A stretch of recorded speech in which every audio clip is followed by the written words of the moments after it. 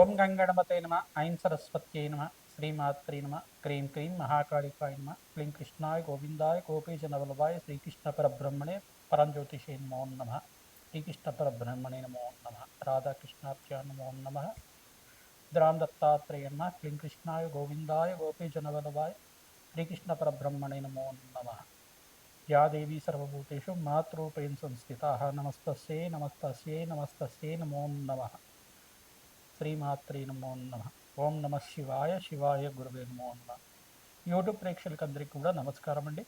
నేను పాలపర్తి గురునాథ శర్మ, జ్యోతిషం వాస్తు సిద్ధాంతిని. మీకంతా కూడా ప్రధానంగా ఖగోళ శాస్త్రంలో గ్రహాల యొక్క స్థితిగతి కలియిక వాటి ప్రభావం అంతా కూడా మాస ఫలితాలంతా కూడా విశ్లేషణ చేయడం జరుగుతుంది. ఈ రోజున డిసెంబర్ నెల మాస ఫలితాల్లో భాగంగా ప్రధానంగా గ్రహాల యొక్క స్థితిగతి అంతా కూడా ఈ యొక్క అంగారక స్తంభన ప్రధానంగా చూసుకుంటే గ్రహయుద్ధం అంతా కూడా సంభవిస్తుంది. ప్రధానంగా చూసుకుంటే అంగారకుడు అంతా కూడా డిసెంబర్ 8వ తారీఖు రోజున ప్రధానంగా ధనుసు రాశిలో సంచారం చేయడం, వివిధ గ్రహాలంతా కూడా ప్రధానంగా చంద్ర భగవానుడు మరియు శుక్రుడు, బుధ భగవానుడు, రవి అంతా కూడా ఈ యొక్క వివిధ తేదీల్లో అంతా కూడా మార్పు చెందడం, చతుర్గ్రహ కూటమి, పంచగ్రహ కూటమి సంభవించడం ప్రధానంగా ధనుసు రాశిలో సంభవిస్తుంది. ఈ యొక్క గ్రహయుద్ధం అంటారు. ఎప్పుడైతే అంగారకుడు మార్పు అంతా కూడా జరుగుతుందో గ్రహాలన్నీ కూడా కూడుతూ ఉంటాయి అన్నమాట. ప్రధానంగా నెల రోజులకు ఒకసారి 3 గ్రహాలు మారడం జరుగుతుంది ఒక రాశి నుంచి ఇంకో రాశికి. ప్రధానంగా సూర్య భగవానుడు, బుధుడు, ఈ యొక్క శుక్ర భగవానుడు నెల రోజులకు ఒకసారి వివిధ రాశుల్లో మార్పు చెందుతూ ఉంటారు. అంటే గ్రహాల యొక్క భ్రమణం ప్రకారంగా జరుగుతూ ఉంటుందన్నమాట.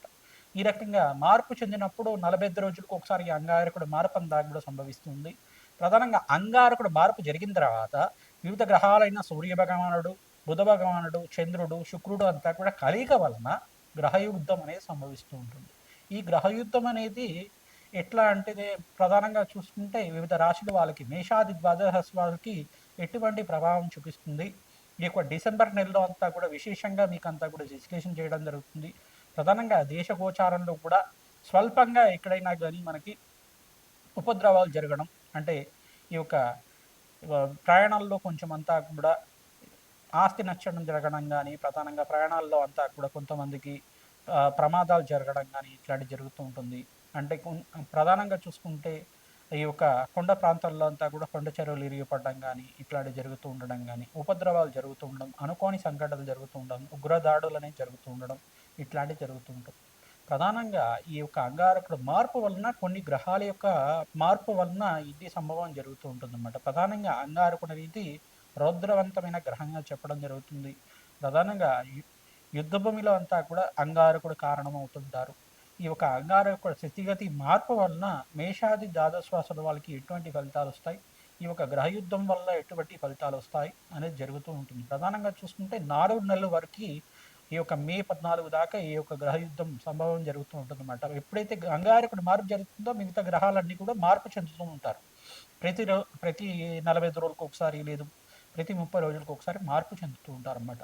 ఈ రకంగా మార్పు చెందడం వల్ల గ్రహాల యొక్క కలయిక సంభవం ఎప్పుడైతే అవుతుందో ఈ యొక్క 4 నెలల వరకు మే 14 తారీఖు దాకా గ్రహయుద్ధం అనేది సంభవిస్తుంటుంది.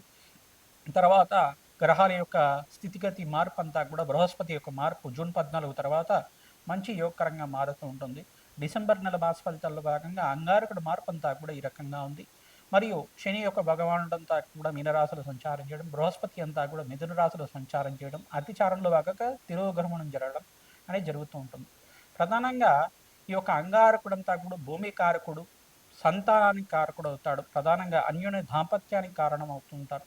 ప్రధానంగా చూసుకుంటే ప్రేమ అనురాగాలకి, కోప ఆవేశాలకి, ప్రధానంగా ఉగ్ర స్వరూపానికి అంతా కూడా యుద్ధభూమిలో అంతా కూడా యుద్ధ రంగాలలో అంతా కూడా నైపుణ్యానికి, క్రియేటివ్ నాలెడ్జ్కి, టెక్నికల్ నాలెడ్జ్కి అంతా కూడా ఈ యొక్క అంగారకుడు కారణమవుతాడు.